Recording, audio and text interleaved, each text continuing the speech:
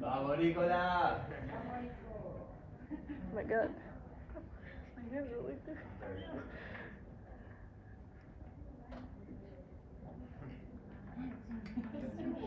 Rose, scorpion milk. Yeah.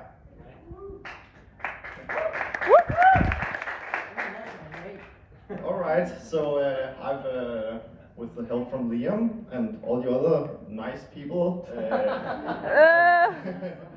I've written the story Scorpion Milk, and it's about a guy who goes on an arranged date, only to find out that he's arranged her murder scene. Hell of a log line. So,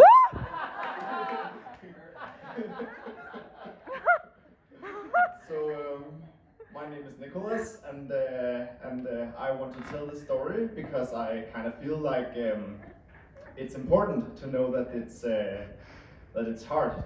No, it's dangerous to project your qualities on strangers, because you never know what they can tend to do. And these are some core themes in my story, but I won't talk too much into that. Yeah, so the story is about this insecure guy named Matthew who's in love with a bartender, and he shows up at the bar quite frequently. He has a connection with her, and one day he meets this strange man who says, it's a cool looking charm you have there, and he starts commenting on his chemistry with the bartender and tries giving him advice, and yeah, it kind of like builds up a narrative inside of Matthew's heart that he's a friendly guy that just wants to help him with this girl. He makes this metaphor about flipping a coin, that it's about making the right decision, and you can never know the outcome of the situation. And this is the location of the bar. It's called Cricket Crusher. Yeah, this is the creepy guy that approaches him at the bar, and he has this smirk, like when he relaxes in his lips, you can see this smirky smile on him that he can't hide, and he has this black widow patterns on his clothes. So he orders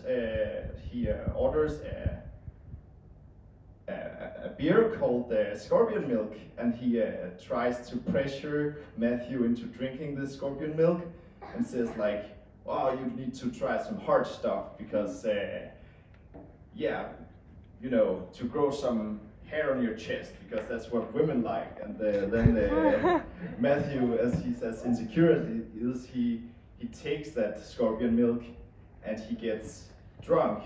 So this guy, he orders him a ride home, and this is his vehicle. It's called Amy Gilligan, and it's named after the serial killer who killed her own husbands. She intoxicated two of her husbands, and the design of this vehicle is based on the Black Widow spider. So yeah, he is kind of perverted, and as he sits in the car and talks with Matthew, he collects on that metaphor with the coin and tells him that if he trusts this friendly guy who's giving him a ride home, he'll improve his chances of success with this woman. And yeah, then he just has to give that moonstone as a prize for that. So he gives him the moonstone and a little bit of information about that bartender, and then he sets him off at his own home and sits into the horizon. Later on, he calls Matthew and tells that the date is ready, and Matthew is so excited, only to find out that everything in her home is broken, and he finds her on the floor having a hard time breathing, And she looks him into his eyes and says, What have you done?" And then he's out of himself, and the police shows up and arrests him. And in the end, we find out that he was actually the guy himself that murdered him, because this moonstone actually kind of like fucked him with his mind and made him see things that weren't real. And as he passed over that moonstone, he flipped like a coin and gave the baton to this man, who's a projection of another area of his conscience. Yeah. Yeah!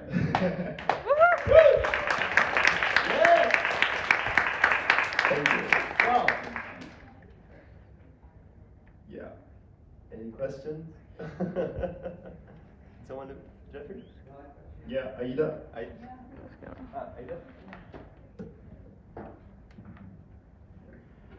You did it. You really did it.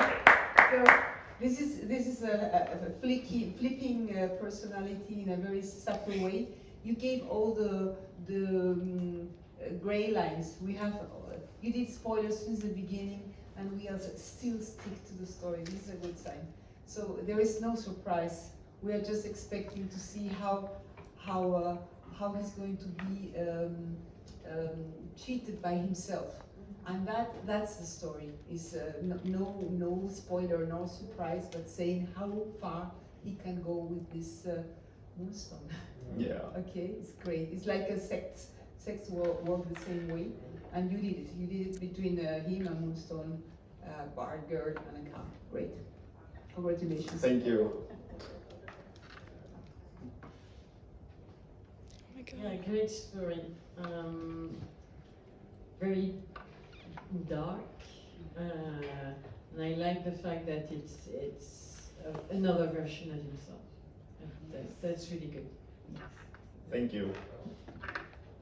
Nicholas, I think you nailed it, man. Yeah. I was, of all the people in the room, I was most curious about how you were gonna give your story today. You're naturally, as I told you, a world builder, and at first, when I would ask you about your story, you would start telling me about things within the world that you were imagining, but you couldn't really, answer the questions that I was asking you. And it's so incredible to have seen you in this last week and a half, just flip a coin, as you said in your own story, and really focus on the story without giving us all the sort of background information, which I know you have so much in your mind. One little note about your pitch, you did so well. All the way through, and I think that maybe just because we were coming on the 5-minute mark and you realized you rushed the ending a little bit. So maybe next time, just think a bit about how that revelation happens when he discovers that he himself was the one who killed her, and whether there was if he was taken to the police station, and they showed him a CCTV, like the camera recording, and there was no one else there but him. How do we share that information? Just so that at the end, when that big moment happens, we're with you. Because we were with you all the way until basically he arrives to the girl's house and finds her dying and says, "What did you do?" And then you just kind of feel like it will hurt him even more if he never finds out, because then he will keep living in this illusion of oh, I blame this guy. I was so stupid. I overspoke. I killed that girl unintentionally and things like that. And also, I kind of want to hint towards what happens, where it's leading through by starting the movie with a postmortem doctor putting a bloody moonstone down a plastic zipper bag, and also in the end see how he picks up that moonstone in a crater, and how he starts his eyes start getting weird, and we see an image ghost of that madman in the background. Yeah. I think you have incredible signs and symbols, and flipping the coin and the coin staying on the not falling is a gimmick. You're waiting from what side is going to fall, and maybe you can work around that. You say, okay, either it's falling, either he's doing a gimmick and denying it, but he's not stupid, so he can have a second of thinking that that he was and back to deny. But we are not stupid either, so we have to know that he knows. Yeah. But even for a second, and then he goes back to deny maybe, but we know now that he knows he's supposed or he's suspicious of himself, but he doesn't want to go there. Yeah. Yeah. Did you have a question, Jeffrey? Someone mentioned that earlier. No, I was pointing at someone ahead of me. I really like it. Well done. Warm clap for Nicholas, guys. Thank you.